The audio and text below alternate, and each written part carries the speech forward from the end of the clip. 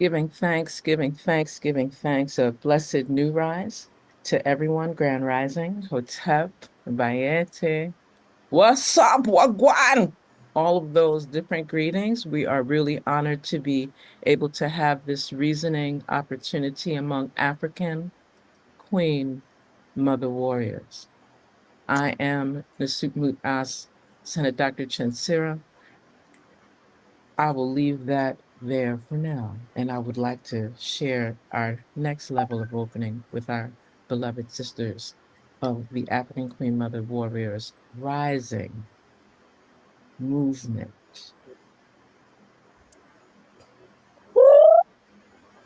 Yes, African Queen Mother Warriors is Dr.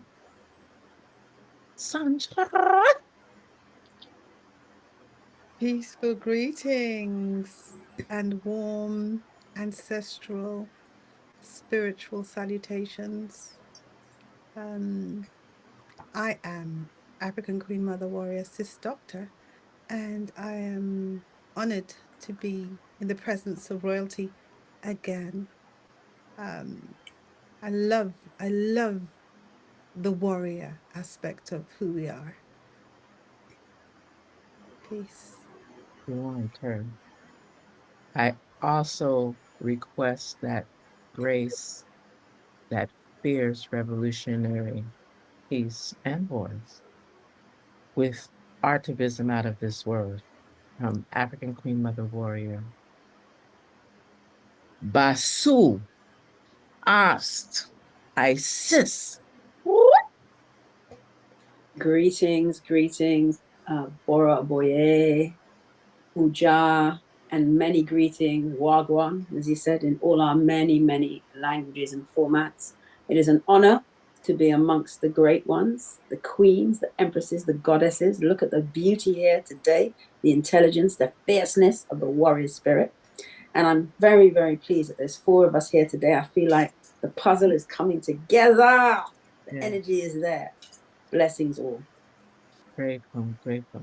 And also with a wordsmith, masterful engagement and exchange, and being able to bring not just jurisprudence and the legal perspective to the forefront, but to bring all levels of air, fire, earth, water, spirit, and water.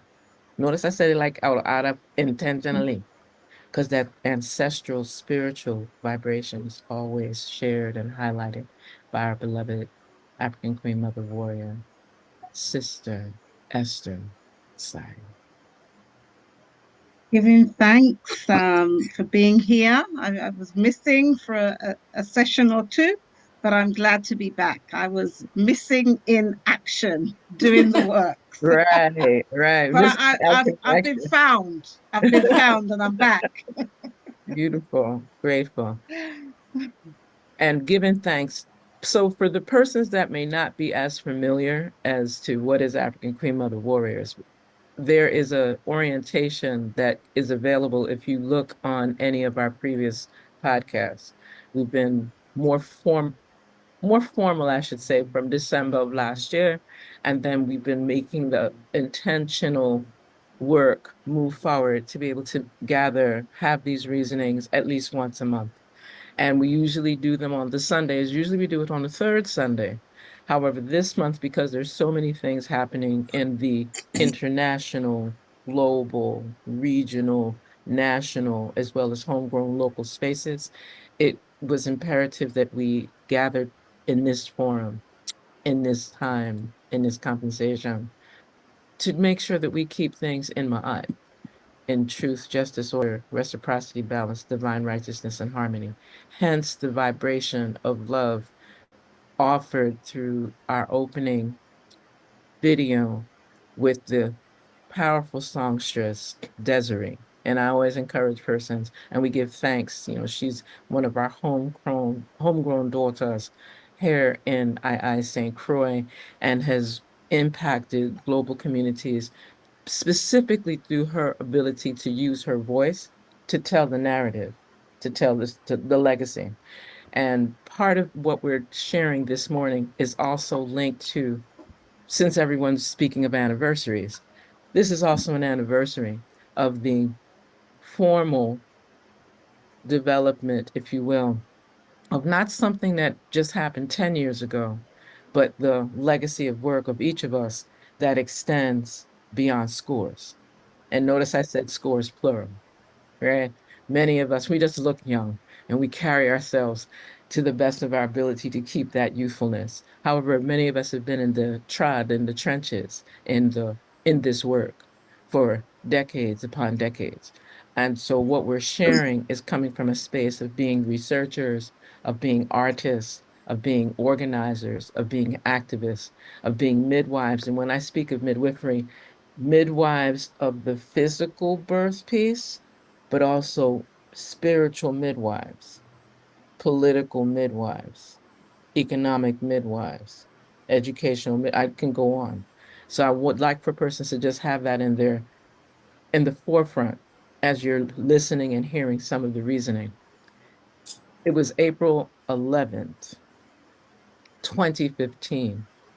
And there were a number of international reparation initiatives happening, not only in the 48 contiguous US, but also in other parts of the globe.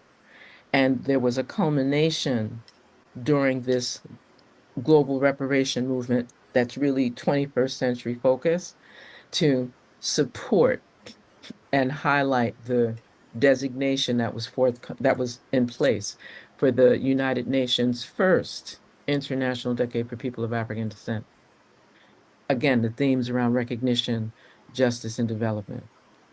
And I'll just highlight the opening statement that came at the conclusion of that April 9th to 11th International Reparations Summit that to this day has still remained unanswered. And it was a simple, what does that translate into for our people in regard to these summit, that particular summit and those that preceded it? And then I quote, respectfully, all the voices and actions with sacred intentions for our liberation, unification, and sovereign social governance are to be included. In simple terms, without equal male and female involvement in the reparations movement, there can be no recognition, justice, and development. I want us to simmer on that for a second because the entire statement, one page, was disseminated widely and with very few commentaries, inclusive of the video that has sat for over 9 years, well, now 10 years, on YouTube for persons to see and hear what was said immediately following that particular gathering, based on how sistren like us were dismissed. Some, right, I just would like to pause there and leave the floor open for the next layer of our reasoning. Give thanks. Give thanks. I think that historical piece is really important so that it is to be understood that we didn't just come to this the other day, that we are called to do this work, that we've been doing this work in our various ways, in different continents, under different skies. And so we're very invested in the well-being of the African family. We are concerned when it would appear that a movement that is considerable appears to be hijacked, when attempts to publicly humiliate women and marginalize our voices as if this is nothing to do with us takes place. At this point, I'd invite my beloved sister, African Queen Mother Warrior Basuast, Isis, to remind me and maybe share with others how some of this happened. Giving thanks, giving thanks. Well, I think realistically, if I look around this screen at the queens, the goddesses present here, I probably came to a lot of this at a later age in terms of these formal structures. I know, for example, we're going to hear from Sister Esther, who was very young, actually, sitting in these big, big spaces, raising her voice, as was Senate Doctor. And I think yourself as well, Sister Doctor. I was on the street activist, anti-apartheid, fighting police and carrying on and, you know, all of that stuff. And I think when for me, the first really introduction into this is when I met yourself and Senator Doctor in 2014 at the CARICOM second CARICOM reparations conference. And we all connected on so many levels, I think spiritually, as queens, politically, as activists, because what I saw going on there, I was like, who are these people? What are they on? What are these men? Why are they just so curtailing to the system? You know, I remember speaking with yourselves and others, like, why is there a white lawyer sitting down in here in our African reparations? And then it was like, oh, no, we mustn't talk about that because, you know, there was a whole thing in Barbados. And I know Sister Esther was there for that. So I was really taken aback by, I thought I was going into a far more revolutionary space And I came to realize, oh no, it ain't that revolutionary at all. And my connection with the two of you, Senator Dr. Chinzera, African Queen Mother, Sister Dr. Sandra, was very much like, we were all like, what's going on here? Many of the men were coming with their, which I'm going to call, and I'm going to call as we go through this same men syndrome, this ideology, the ego, the patriarchy, and actually misogyny, I would say, and the disrespect of our knowledge and our equity and our rights to speak. The one man who I noticed didn't do that, your king, Senator Doctor, stood like a pharaoh protecting his queen. And that's one thing that stood out in my mind, the way he stood there behind you with the power, the energy. And other men, unfortunately, there were some good people there. I'm not saying, of course, we love our men. We're not saying all of them, but what I saw there was very disappointing.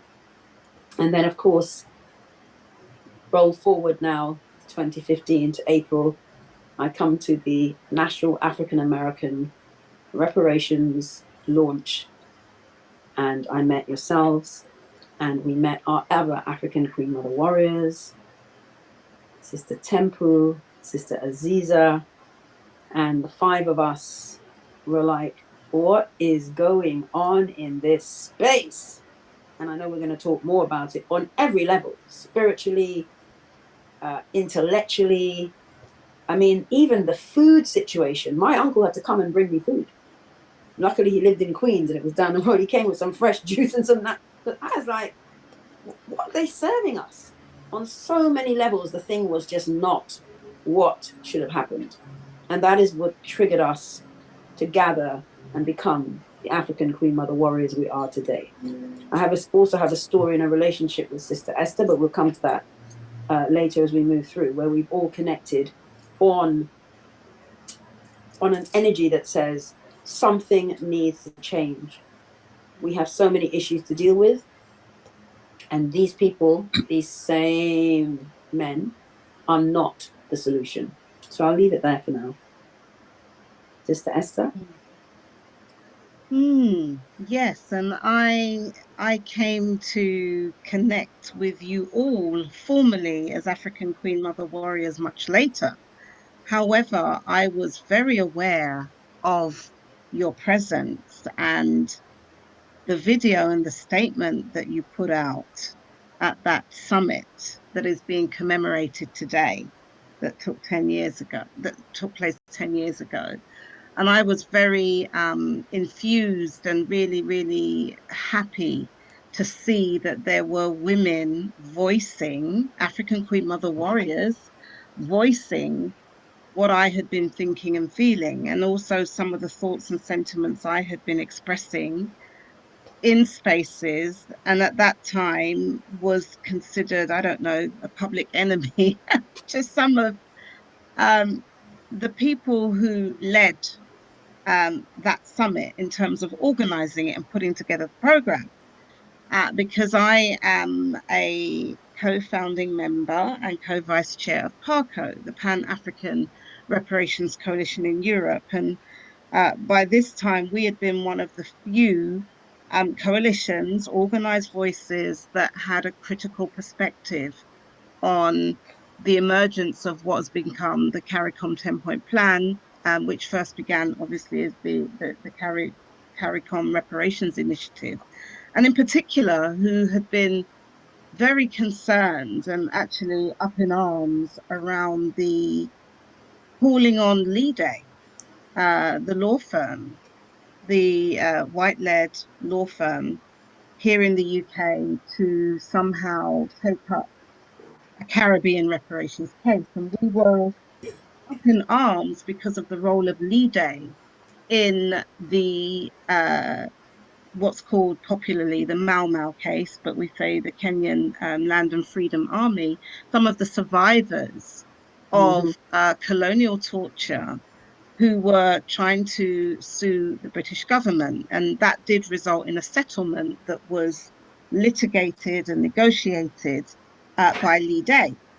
but we were very concerned about the fact that our people literally got peanuts. A small class of our people, or category, I should say, of our people, just over 2,000 people, did get a settlement, but it was literally, I mean, it was really atrocious.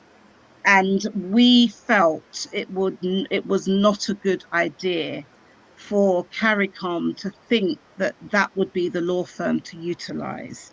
And because the terms of that settlement actually, and many people didn't follow up on this, and it's really important, um, that the terms of that settlement prevented future legal action for a more substantial class of survivors. I mean, we're talking about elders, mothers, fathers of the liberation struggle, the anti-colonial liberation struggle in Kenya, who were tortured, you know, women who had things, objects put up their private parts, and men who had been castrated, and all manner of really, really, you know, disgusting atrocities. And the settlement resulted in a compensation payment of just over £2,000 for elders who had survived, you know, over 50. And it was just ludicrous. So anyway, that is how I was, you know, very much part of a small group and vocal group of people that were resisting this and were sort of saying, hang on a minute, this cannot be right. This cannot be reparatory. And I would have to say that it was our actions actually led to, I wouldn't say there being a total rethink, but they certainly had to change strategy and approach because of the resistance that they were meeting here in Europe, and in particular in the UK. So that was the wider context within which I discovered and heard about you as African Queen Mother Warriors. And I was just so proud and happy to know that there were other people actually raising these voices and challenging the process, because we talk a lot about reparations and we think about the end goal of whatever people think or envision reparations to be. But we miss out that the most important part of even achieving whatever end goal you believe reparations to be is the how we get there, the process. And what you all did as African Queen Mother Warriors was really, I think, raised to an international stage. Again, not the constructive, you know, criticisms, as it were, constructive on what we should be doing if we were really being centered as African people and we were really honoring our ancestresses and our ancestors, what our processes would look like, what our summits would look like, you know, how we would have to honor our ancestors and ancestresses, which didn't happen, and everything else that you really brought to light. So yes, that is how we connected. And of Can I course, I had known some of you before, but we hadn't really formally connected in an organized way. Yeah. give thanks? Can I offer some further thoughts here? Um, I I am stimulated, might not appear so, but I am very stimulated by the word sound and the energy that we bring to this important discussion for a number of reasons. One is I love the analogy of birthing and rebirthing on different levels in different ways. I think that's really fundamentally what we're about. Believing that that which has gone before doesn't have to be the way that we continue. Especially as we are sitting within the context of a narrative that says we have another decade for African people of African descent, and that announcement coming from a body of people that are not us. You know, like we are being given permission to do this for a longer period of time, and the likelihood therefore that there will be funds attached to this, and there will be visibility attached to this and legitimacy attached to this. I think the reference to the process is really key, because we've been given a reminder of how we came to be together, each one of us having trod as a result of spiritual calling, because really no one would choose this as a career. There is no money in it. What there is an honoring and a continuing based on the legacy we've been left by our ancestors. So we are talking about honor. However, in my observation, and I am very observant in these spaces, I don't necessarily speak every time I'm in these spaces, so people don't necessarily know I'm there, because I don't need to be at the podium or on the stage. But I am an African woman moving among people who are talking about what's going to happen to the African family. And so it's my business. It's my business because it is divinely ordained that it should be my business. It's nothing to do with my qualifications. I didn't have to go to any Eurocentric school or college or university or be in any particular clique to have been given this task. And so I invite those who are watching this to become active themselves, and not just to become viewers or listeners or audience members of the words we are bringing. I would encourage people to look at the same men, these same men who may be rooted in politics, or may be rooted in economics, or maybe historians, or maybe whatever it is they are. But they clearly are not African-centered. Because if they were African-centered, they wouldn't be attempting to hijack a movement that started long before they got involved. They wouldn't be attempting to discredit and target African women who are simply saying, we applaud your work, but there's some things that are missing. Can we enter into some kind of discourse around this? Only to be told that our voices are not welcome. In fact, the public attempt to humiliate us by turning off the microphone in a conference that is about reparations was something of a shock to all of us. I think that was the fire that forged us together, that this could be allowed to happen and nobody object. There were murmurings, but that there is a comfort that these same men enjoy when they're at the top table and they can order someone to turn off the mic, or they can be in another country and sit. They flank white men that they have brought into a space to determine what will happen to the African family. When there are lawyers, very able lawyers within this region, but you bring in white people, and these white people are brought in under the cover of these same men.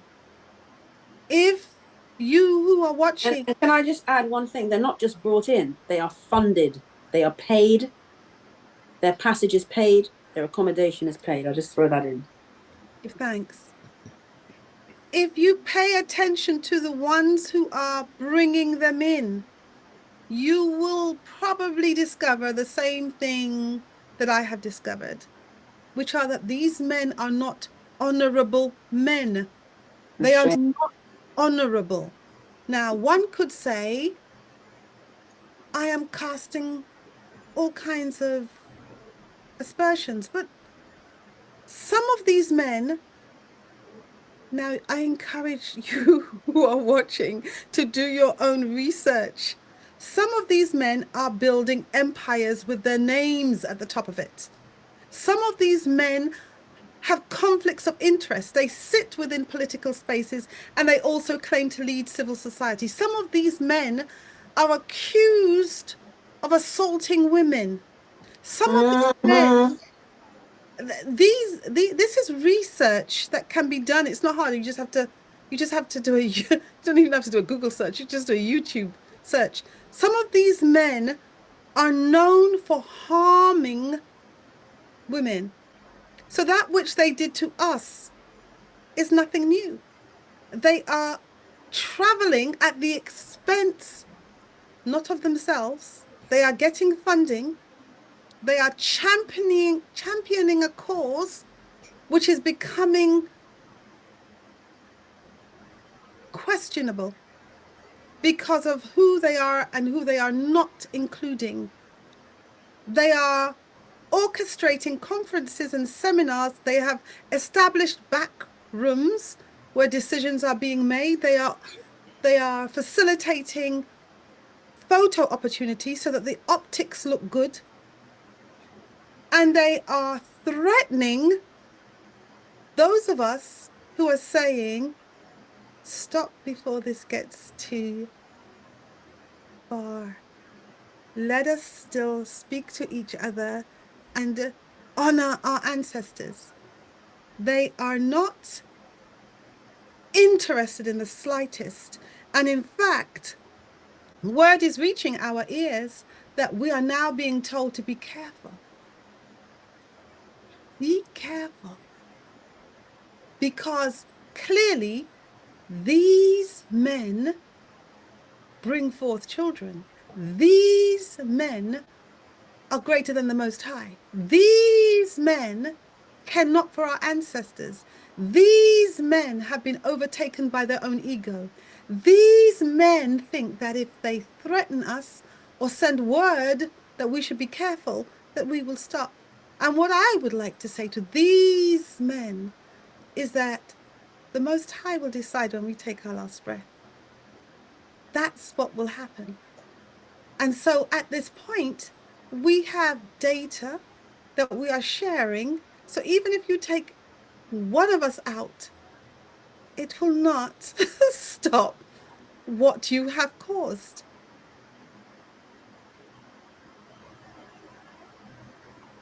I was Peace. going to offer that as we reference these same men,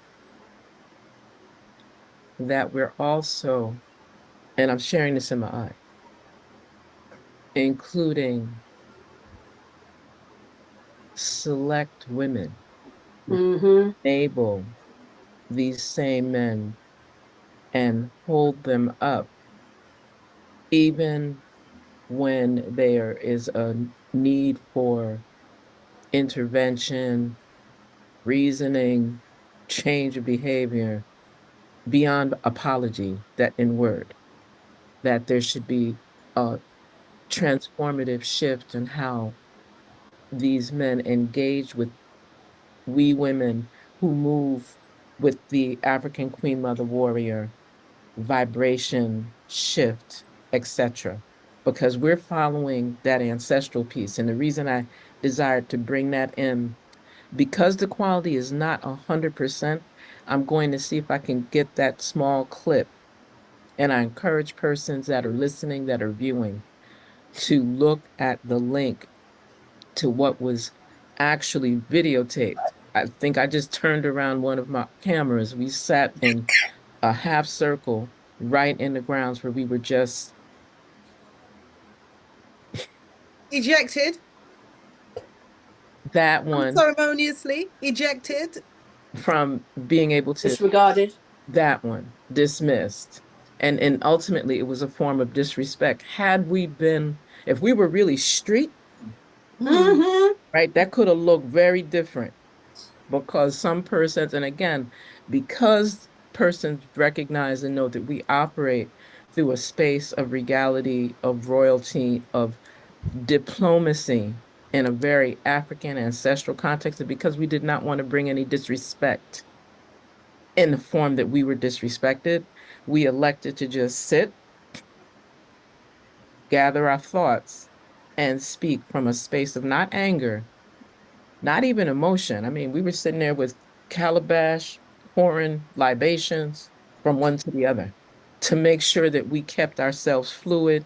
I think we talked so soft to make sure we didn't just scream out and say, "My son, you wrong." We didn't do that. All right. Carry on bad. Right. On it. And what was interesting was while this was going on, because as has been alluded to earlier, the whole idea was, well, we have to stop because the buses are coming and we have another event and so forth and so on. So when the bus got stuck in traffic and people Mhm. still had to wait over an hour, there was ample time for us who were asked, we have a Q&A segment. Are there any questions from the audience? And not just us, but several other sisters and brothers came to the mic. But when they saw us, then it became an issue. And I'm not, whatever the optics were, I can't speak for what they saw. I know that we came in a space of not anger, animosity, or threat or antagonism of any sort. We were consciously, I remember many of us had our little notes like in our hand to make sure we stayed. So it was a question, not a statement delivery on the panel that you weren't on. Question. And we were denied that. And this is not the first time. And obviously, it wasn't the last time. And that's why when persons hear the reference of these same men, and you can go and look and see who they are. I think for the purposes of because it's not like it won't be easy to see, right? It Because ain't difficult. right, so we're just highlighting that African Queen Mother warriors have decreed. We're not doing a declaration. We're not getting into no tit for tat back and forth. We're just making it clear. Think of it like a papal bull. Once once the Pope gives a decree from the Vatican, that's how it go for like centuries until it's revoked. So what we're saying, what we're enabling our brothers and sisters of light and those that choose to support truth, justice, order, reciprocity, balance, divine righteousness, and harmony as Ma'at. Those that speak Ubuntu and then tear apart the very foundation and core of those of us that are coming in the interest of Ubuntu. We say, I am because you are. But if you're trying to dismantle me, to discredit me, to mash up my ability to make a living, to mash up my ability to be able to give voice in a space that you just came to the other day. And I gonna say that. Some persons just came to this like the other day. And they are the ones that have been enabled and permitted to offer forms of disrespect and disregard and dismissiveness to many of our sisters in particular, and some of our brothers as well. And usually they attack the brothers that support the sisters. I just needed to offer that small interjection so that when we are moving forward in our reasoning today, that we are clear that this is a decree. We're just giving most of us, all of us are researchers. We come from different backgrounds, so we can do the academic research and speak of the analysis of the crisis and so forth and the philosophical, ideological realms. We can do that. But we're speaking from a space of heart. And we're doing our best to not scream it out so that it's taken in my eye. But it's not a warning. It's definitely not a threat. This is how we're going to go from no, from before no, because our ancestors have decreed that. We must look at the character of those who are the same men. We must look at that. We must look at the model which is being applied to the affairs of the African family that is being exploited, traumatized, and continues to be traumatized by agents of a Eurocentric system. If you have melanin skin, whatever degree to which you consider yourself to be honorable, you would look at these things. These things are to do with a people who have been stolen, exploited, and women are considered during times of war to be collateral damage. We are sites of comfort. People do with us what they want. And when we articulate that something is not right, we are then discredited. We are then considered to be hysterical or an angry black woman, unless we find we are favored by these same men. And some of that, and I'm not in a position to know exactly who, because there may be some people who are doing their best within the context of that space, but there is a thing that happens with abuse, with misogynistic approaches, with people who enjoy misogynoir, where they will cut off your money. I'm not wondering about this. I'm speaking as someone who knows this to be true. They will cut off your source of air unless you become horizontal. Yeah. And sometimes you don't even get the benefit of being horizontal in a 5-star place. You are encouraged to be what is it when you're not quite lying down, but you're still being fucked over? Oh Lord. That one.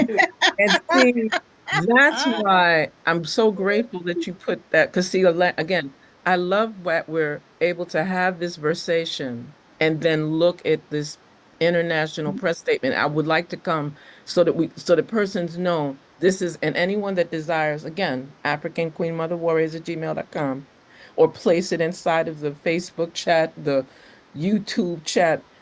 There's ways to reach us. We are very transparent when Do it a comes. search. Do a search. I just, One, I one think, of go ahead. Sister Esther's Okay, camera. She the sent her camera. camera. Yes, it's Okay, There we go. doing its own thing. Okay, this I is mean, it. one of the things I wanted to touch on and to make a point is that we as Africans, you know, we need to learn from our history and from the past. We seek solutions. We're looking at reparations, reparatory justice. We're looking at restoring ourselves. You know, if we look at the tenets of reparations, we're looking at reclaiming that which was lost and putting it back in place. And one of the things we need to do is we need to learn from our history. And our history has always shown us that when we do not adhere to those principles, those fundamental principles, you spoke of Mahat, Ubuntu, and all the myriad of other principles that underpin our ontology and our philosophy as Africans. When we do not look at our history and learn the lessons from our history, which is that we must place our spirituality as part of our identity, we always falter. And this is one of the things that is happening currently with these same men and the women who buy into the misogyny, the misogynoir, the patriarchy, those who have sold their souls and betrayed themselves to sit at the table and eat the crumbs, because the crumbs appear to them to be huge feasts, but in reality we know, because it lacks spirituality, that's what it is. You know, our lessons have shown us, you know, if we look at that 80 and the revolution, it was when the spiritual people, Bookman, Dati, and various people came in and brought that spirituality that we were able to overcome. And it makes me think of Ifa. There's a saying in Ifa that says that the women had the power and the men tricked the women and took it. Now, we are at a time, as you said, you articulated, Senator Doctor, when things are not going to keep going like that. We are coming back. We know, I had a wonderful guest, big shout out to our queen, Cezanne Poetess, for her phenomenal energy on my show and for her poetry and her creativity. And she is someone that downloads and connects with spirit. And she spoke of seeing the creator. And the creator is a melanated, let's get this right, a melanated African woman. Now we know this, mitochondrial Eve. The melanated African woman is pure energy. She's the creator of everything. And as African women, we are supposed to be the rulers, the leaders. The world was created by us for us to rule and lead. And circumstances have led to, as you say, the vertical. Is it the vertical? Yes. I get confused. The things that were supposed to be this way. Yeah, the things that were supposed to be this way, and they, then yeah. tipping upside down. So now the white man, for example, followed by his lackeys who adhere to his principles, whether they're the same men from our community, the women who buy into the misogynoir and the misogyny and the patriarchy from our community, who sold themselves, they are also now sitting with the white man at his table at the top. And we, the African women, have now been played. But we see this time, the energy is turning. Nothing lasts forever. Everything will return as it was in the beginning, so shall it be in the end. And so we African Queen Mother warriors are saying to you that we know what is to be. We have the capacity, we have the solutions. I mean, the women on this call are phenomenal on every level. And intellectually, like you say, we could sit down and write everything they write better. Even with my dyslexic self, I could still write. In fact, I never forget in 2015 when they put out this statement and we were like, what? I went up to the table with the same men and I said, listen, this is not appropriate, this is missing, this is missing. And they looked at me and they said, and I said, you know what, give it to me, I will rewrite it for you. And I got this response. And I won't say which men, but you can imagine, they looked at me like I'd offered to shoot them in the head. Like I stood up there and said, why? But all I said was, look, I will rewrite this for you. I offered my services for free. Nobody paid my passage and my hotel bill. I was staying by my uncle sleeping on the sofa. So we have the solutions and we have the capacity. And what we're reaching out to you to say, this has to change. The voices that are here alongside other voices of African Queen Mother warriors and African King Father warriors, the men who stand with us and understand and overstand our role in creation. We have the solutions. We're working with them. Some of them are involved with the work we do. I want to read this section because what we've done is we have offered a 2025 version of what we were saying in 2015. So the continuum is great. And I quote, Eurocentric paradigms which ignore established African-centered traditions and life practices are not conducive to our demand for reparatory justice. As the African Union hosts the annual International Summit on the theme of 2015, Year of Women's Empowerment and Development towards Africa's Agenda 2063, and the world commemorates, memorializes, and celebrates African Liberation Day, African women must be respected. In unity with our brothers and sisters of humanity, African Queen Mothers and Revolutionary Women Warriors have united in order to have our voices heard by publishing this international statement.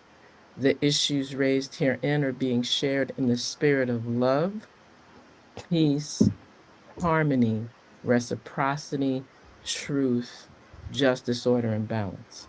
And I share that segment because what we've just said has reiterated what we had to say sitting after being dismissed from an event that was happening on the year. Notice what the theme was in 2015. Year of Women's Empowerment and Development. Oh, the irony. And so and again, we're seeing that some things, and I like to bring it to where we are now, as we're having this convening, there have been a host of initiatives, recognizing the anniversary of the Pan-African Conference in London over 100, I believe, 25 years ago, right? And our beloved African Queen Mother Warrior, Sister Esther, was able to be, again, I'm so grateful that we had the representation and someone engaged in that piece.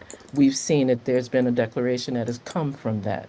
We're praying that that is something that had not been subjected to the same experience that we had, that declarations come forward without the full respectful vetting from those present, as well as those that were not present, usually for economic or the scheduling reasons. I think it's really important to know that while we're having this convening and this reasoning, that many of our thousands of our sisters and brothers are converging into the United Nations headquarters in New York. Maybe not the best time in light of what's happening in the 48 contiguous United Snakes of America. And I say it like that intentionally because right now it's very serpentine, not serpentine Kundalini positive, but serpentine very reptilian, very challenging. And we're praying for the safety of everyone that's going in and out of New York, in and out of US immigration, in and out this ICE experience with this administration that is quite hostile to anything ancestral, ancient, African, Black, non-Eurasian, non-European. Let me be very clear, right? And very destructive. Very Very destructive. destructive and dismantling at the moment.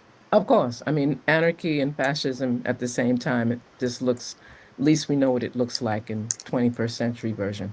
I think that that's the part that is very important for persons to know. So while the Permanent Forum for People of African Descent is having its fourth session hosted in this space, that may not be the safest space, but we're praying for there to be some positivity that comes from that. We're also looking at some of the same energy that we experienced that are going to be the same energy. So, granted, there's a certain continuity in that regard. However, our decree, our voices are commanding that there be another shift because any type of gathering that's happening now has to be inclusive of the African woman. And not just any African woman, but those voices with actionable deliverables of African women that will make the full contribution appropriate. That's what I'm trying to get to. It should not be that we shouldn't have to beg to do the work, beg to get the money for the work, beg to be at the table to do the work, beg to have a crumb come this way for the work. And then it shouldn't be that. It should be a very inclusive, engaging experience that supports life, that supports ancestral resonance. Because other than that, as we've had this conversation before, then we're committing ancestral treason. And we're creating a very unpleasant outcome for what we're saying is supposed to be done. I mean, even again, looking at this statement, I keep coming to this because I like for persons to know the continuity. And those persons that don't know what we're talking about, again, if those that have just joined us, you're listening to African Queen Mother Warriors Rising. We are having a reasoning on global African Caribbean affairs. We're looking at reparations. We're looking at recognition, justice, and development. And we're speaking specifically to things that have transpired while everyone's honoring anniversaries. This is an anniversary of a very engaging experience that many of us have survived and still thrive through. But the decree, African women must lead. And that, with that being said, I quote, through African consensus, this statement calls for revolutionary corrective actions for the end of willful disrespect, marginalization, exclusionism, intellectual warfare, internalized sexist terrorism, misogyny, pathological patriarchy, and genocidal violence against our African women anywhere and everywhere, particularly within the organizational and institutional frameworks of these organizations, including summits, congresses, conventions, and similar gatherings. I just needed to make sure that, and again, there's only like a small portion left, but just so persons are clear that this was not a new versation. We took our time to make sure that the manner in which this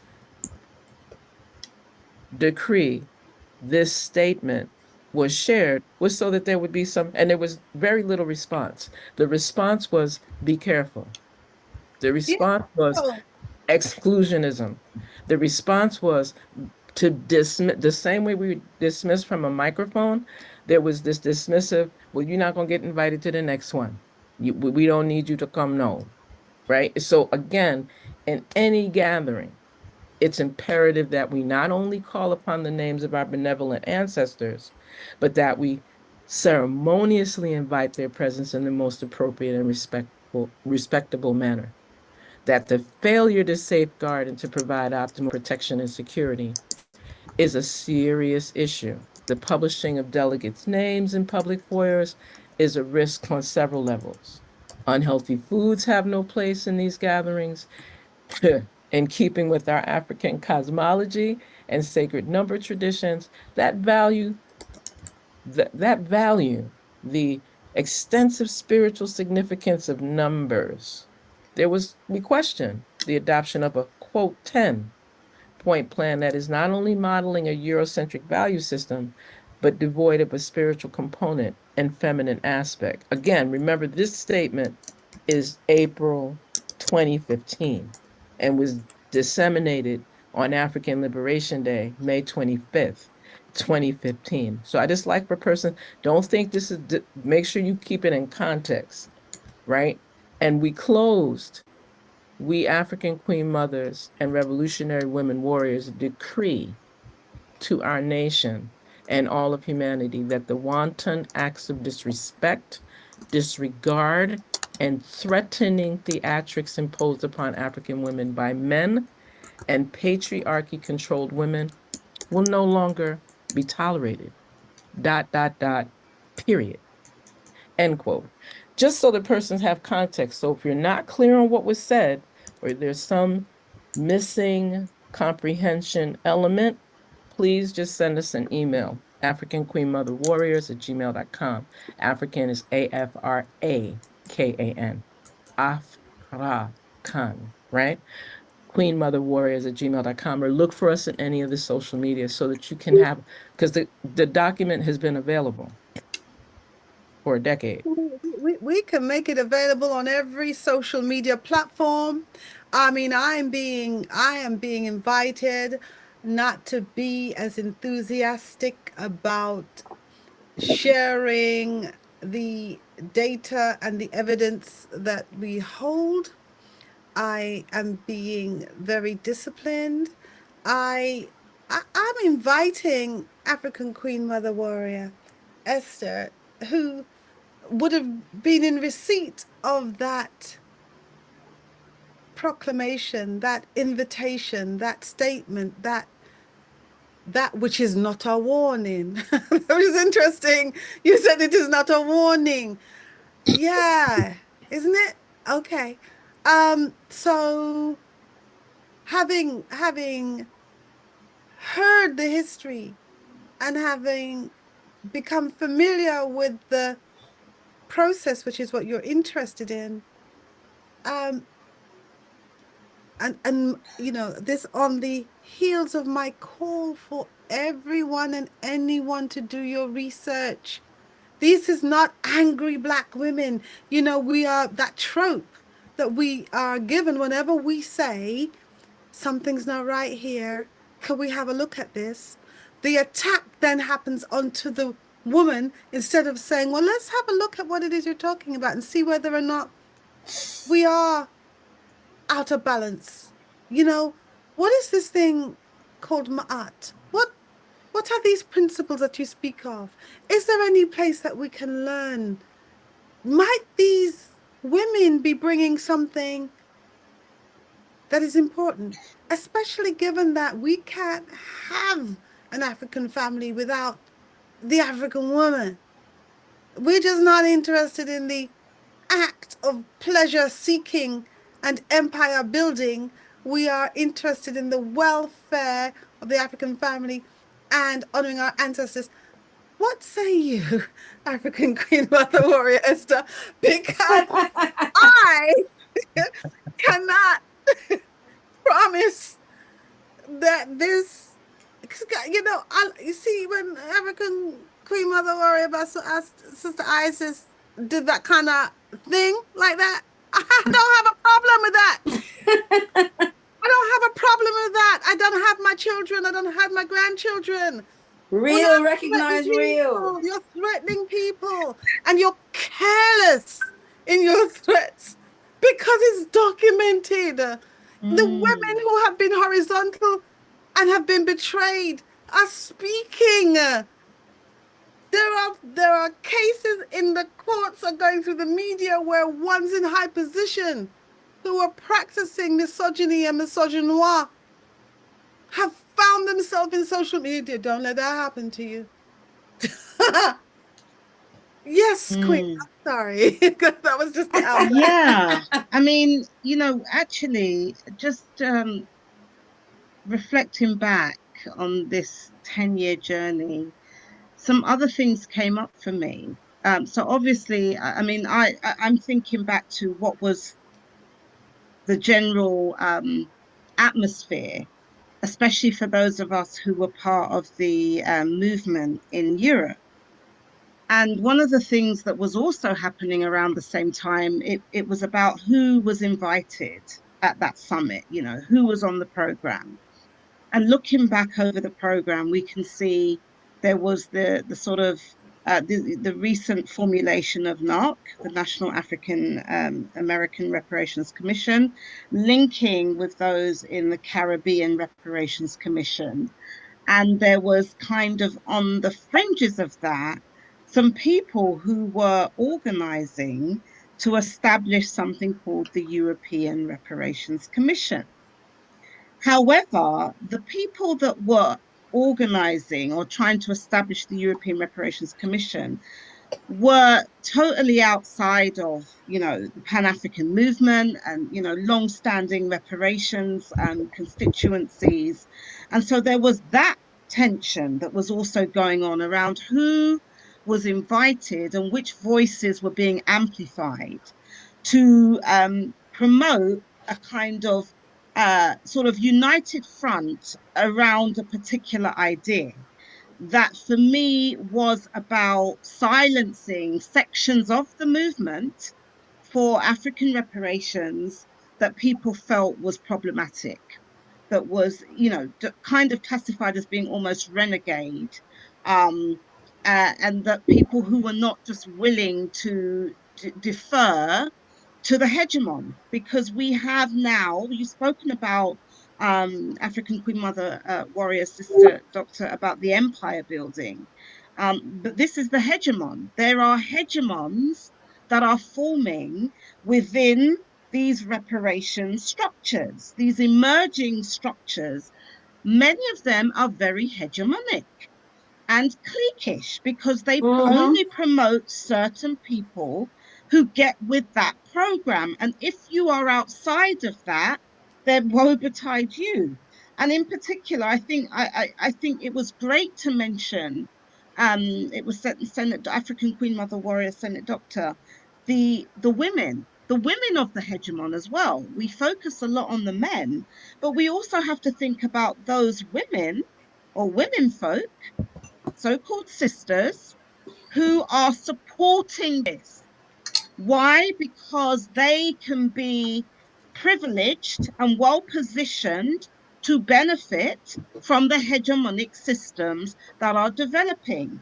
And so part of their function is to also suppress other women who do not fit in and do not submit to that hegemon.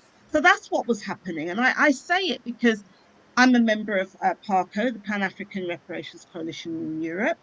And there was voices from the movement in Europe and in particular the UK, but those voices were much more, what's the word, cooperative with the hegemon. And I have to say, even though I was a co-founder of the Global African Congress, that was one of the organizations. So people like me, who from the time I joined this movement have always been very visible, have always done spokesperson work because I am an advocate, it's part of what I do, then we're being challenged for critiquing CARICOM and the approach that we were seeing, because we were also hearing the voices of those of you located outside of Europe, particularly in the Caribbean and in parts of Africa, Mama Africa, and the wider Americas or Abya Yala. We were hearing your voices. As PARCO, we see it as our responsibility to amplify the voices of the various, African heritage communities of reparatory justice interests. So we were doing that. And we were very much in touch with women in particular Caribbean countries who were having to deal with men in leadership of this movement who were being challenged because of issues of sexual and gendered violence against women. Yeah. And this was being, suppressed by many men who are elders and distinguished men in our communities who saw that as undermining this kind of false unity that they felt was popping up now. And that the voices of particularly women who were questioning that and who were challenging that in Ma'at, in recognition that how can we truly have reparatory justice if we are suppressing the voices of half of humanity, and in particular our mothers, our sisters, our women folk who have been carrying this movement and who have been leading but who are not being recognized. So that was also happening at the same time. So there was a really wonderful convergence, even though these kind of two poles of really, trying to ensure that what we were doing was honoring the ethics of African reparatory justice, the principles and values based on our highest, ideals of Ma'at and Ubuntu, that we were trying to enforce that in love and with respect. So there were these two poles of activity that were happening divinely, simultaneously, but not connected. And so this anniversary has given me an opportunity, being a student of our people's story, to really look back on who were the forces, what were the arguments, what were the challenges that we were making, that now, as we say, our story is best qualified to reward our research, because now these voices are becoming louder and louder and louder. And the fact that we have, African Queen Mother warriors rising as an evolution of what you started back then is an indication of that. And so many other women who are joining us, so many of our brothers who support us. Because it's also true that those brothers who have always been alignment and recognized our role, and we've worked harmoniously and cooperatively together, have also been sidelined and maligned and attacked and accused of all kinds of things because they have, healed whatever remnants of malevolent patriarchy that they have internalized as a result of that global system of domination of white supremacy racism. So I think it's important for us, and this is what we have committed to doing, for putting our narrative officially on the record, which we have continued to do. And this is so key because there's so much, there's a proliferation of research and scholarship and documentaries and all kinds of creative outputs that are telling partial narratives, partial stories about the journey of reparations. And we have to ensure that we must tell our own story, because we know that the tales of our liberation are being colonized, and they are being distorted in a way to create and shore up hegemonic men and the sisters that stand by them, because they are more interested in power for themselves rather than the true emancipation and liberation and restoration of the African family, where we can elevate the best of our African civilization that has sustained us, and that we need to elevate in order to take back our world and restore ourselves to being in the rightful place as custodians of this rich legacy that has been bequeathed to us. I also